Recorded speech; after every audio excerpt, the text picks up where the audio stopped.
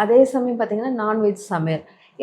நான் பொறுத்தவரைக்கும் இந்த தமிழகத்தில் வந்து அ அசைவ உணவுகளுக்கு முக்கிய பங்கு உண்டு. பொதுவா நீங்க நான்வெஜ் சமைக்கிறவங்க கோயிலுக்கு போக வேண்டாம் அப்படிலாம் சொன்னோம்னா, நெறைய கோயில்கள்ல அசைவ உணவுகள் குடுக்குறாங்க.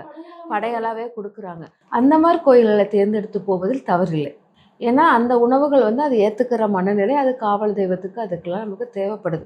அதனால இந்த அசைவ உணவத்துக்கும், கடவுளுக்கும் சம்மந்தம் கிடையாது. என்ன ஏன்னா நம்ம மனம் வந்து ரொம்ப சுத்தமா இருக்கணும். மனதை வந்து யார் வந்து எல்லா ஜீவனும் நேசிக்க கத்துக்கிறாங்களோ, எல்லார்ட்டயும் அன்பா பழக கத்துக்கிறாங்களோ, அவங்களுக்கு வந்து கடவுள் வந்து அவ்வளோ நெருக்கமா இருப்பாங்கன்னு சொல்லிட்டு நெறைய புராண கதைகள் சொல்லியிருக்குது. அதனால நம்மளுடைய மன சுத்தம் தான் இங்க முக்கியமானது. நம்ம உணவை வைத்து கடவுள பிரிக்கிறது வேண்டாம். அதனால வீட்ல நீங்க சமைச்சீங்கனாலும் சரி, இல்லாட்டி சாப்பிட்டாலும் சரி, உங்க மனதளவில் எனக்கு இது போகறதுக்கு தைரியம் நீங்க குளிச்சுட்டு நான் போயிருவேன். எனக்கு ஃபீல் ஆகல. கெட்டதா ஃபீல் ஆகலன்னா, உங்க மனம் வந்து ரொம்ப ஒளிமயமானதாக இருக்கும். மனம் ஒளியாக இருக்கும்போது, உடலும் உங்கள சுத்தி ஒளி உருவத்தை பெருக்கும். அதனால அசைவ உணவுங்கிறது நம்ம உணவுச் சங்கிலி தொடர்முறை தான் வழிஞ்சு, அது வந்து நம்மள கெடுக்கிற ஒரு அசைவ உணவு கிடையாது.